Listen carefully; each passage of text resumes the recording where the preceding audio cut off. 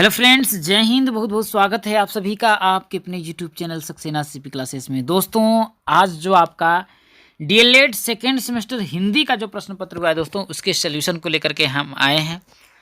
दोस्तों, वीडियो को लास्ट तक देखिएगा और आपके कितने मार्क्स आ रहे हैं ज़रूर बताइएगा दोस्तों। तो चलिए, ज़्यादा देर करते हुए हम लोग दोस्तों शुरुआत करते हैं।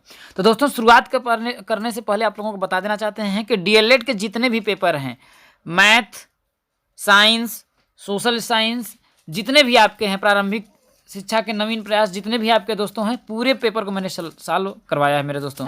तो चैनल पे नए होंगे तो आप इस चीज़ को जरूर देख लीजिएगा, अपना सोल्यूशन को देख लीजिएगा। चलिए, जैसा कि आपका जो पहला क्वेश्चन है दोस्तों, कह रहा देखिए कि काव्य को कितने भागों में बांटा जाता है या फिर बांटा जाता है। तो दोस्तों ध्यान रखिएगा, काव्य को दोस्तों दो भागों में से बांटा जाता है, सगुण और निर्गुण।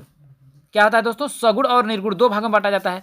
लेकिन यहाँ पर कह रहा है देखिए, सगुण और निर्गुण है नहीं, अब दृश्य काव्य और श्रव्य काव्य। तो दोस्तों सगुण और निर्गुण में तो भाई कुछ सगुण जो होते थे दोस्तों, वास्तविक मतलब भगवान की मतलब कि भगवान को साकार मान करके पूजा करते थे, और निर्गुण जो थे कहते थे निराकार हैं। तो दोस्तों दृश्य और श्रव्य दोनों हो जाएगा, तो ऑप्शन नंबर आपका थर्ड पे चला जाएगा।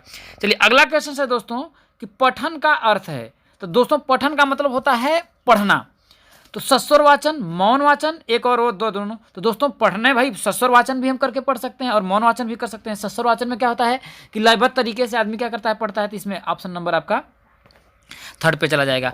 अगला क्वेश्चन है दोस्तों कि मौन वाचन का उद्देश्य है क्या दोस्तों? वाचन गति का विकास, पठित सामग्री का अधिग्रहण, वाचन का अभ्यास, एक और दो दोनों।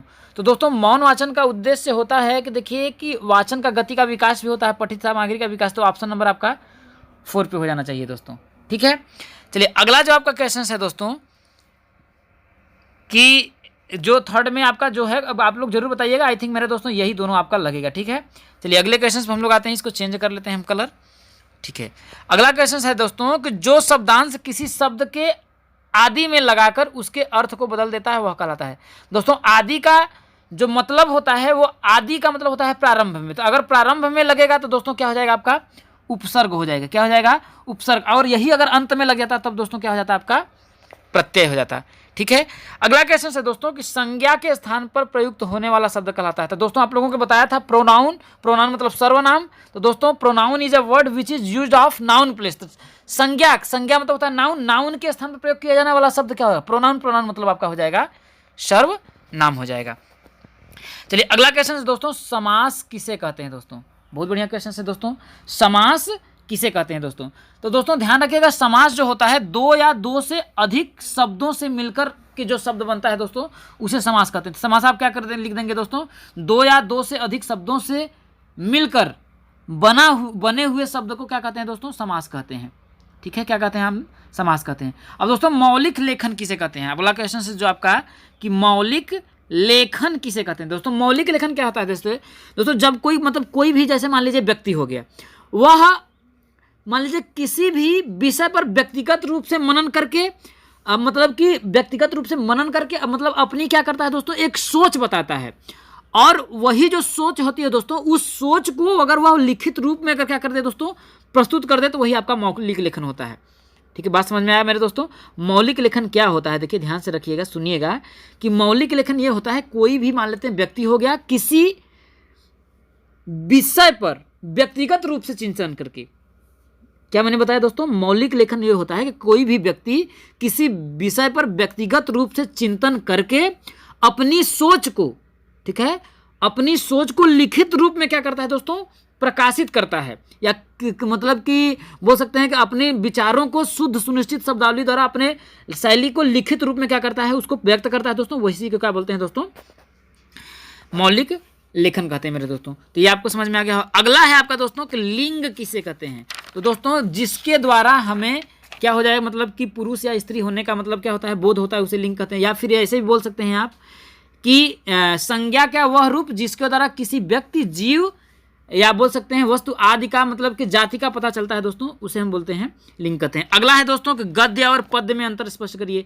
तो गद्य क्या होता है दोस्तों? अगर गद्य की बात किया जाए तो मतलब कि गद्य वह विधा है दोस्तों जिसके अंतर्गत, जैसे कि पद्य मतलब कि पत्र हो गया, निबंध हो गया, कहानी हो गया, उपन्यास गद्य के अंतर्गत लिखा जाता है। और पद्य के अंतर्गत दोस्तों आपका कविता, काव्य, गाने, भजन, ये चीज किया जाता है। और दूसरा चीज क्या होता है दोस्तों, अंतर ये होता है गद्य और पद्य में कि गद्य को दोस्तों की लय रूप में, जैसे गाना आपका हो गया उसको, सॉरी पद्य को लय रूप में क्या किया जाता है दोस्तों, गाया जाता है, लेकिन गद्य को लय रूप में नहीं गाया जा सकता है।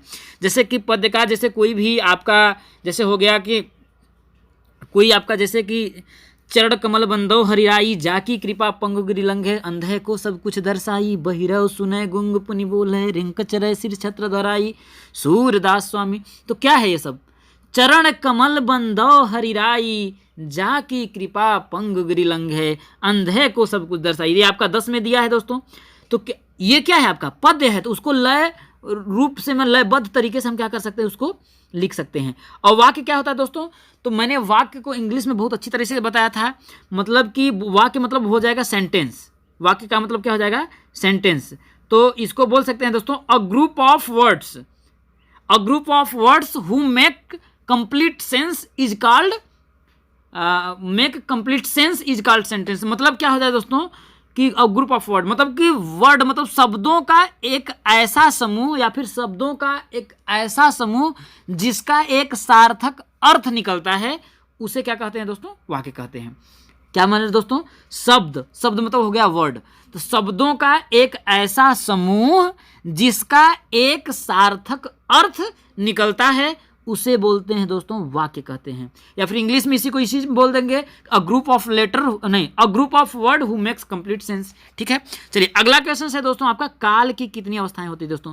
काल तो आप जानते हैं कौन सा, वर्तमान काल, भूतकाल, भविष्य काल। तो कितनी वर्तमानें हुई दोस्तों, 3। कितनी हुई दोस्तों अवस्थाएं, 3, वर्तमान काल, भूतकाल और भविष्य काल।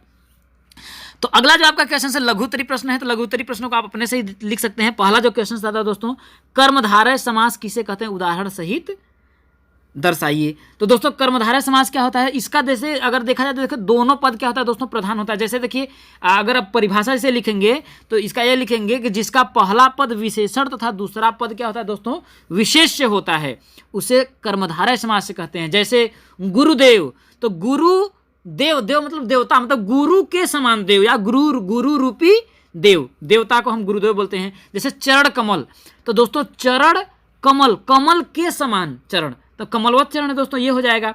चंद्रमुख, चंद्रमा के समान मुख, ये क्या है, सब कर्मधारय समाज के अंतर्गत आता है। कर्मधारय जिसमें कर्म क्या है, धारण किया है दोस्तों। अगला है दोस्तों कि कहानी या लोक कथा सुनाकर शिक्षक किन किन उद्देश्यों की पूर्ति करता है। तो आप लिख ही सकते हैं इसको, अपनी भाषा में बहुत अच्छी तरह से लिख सकते हैं।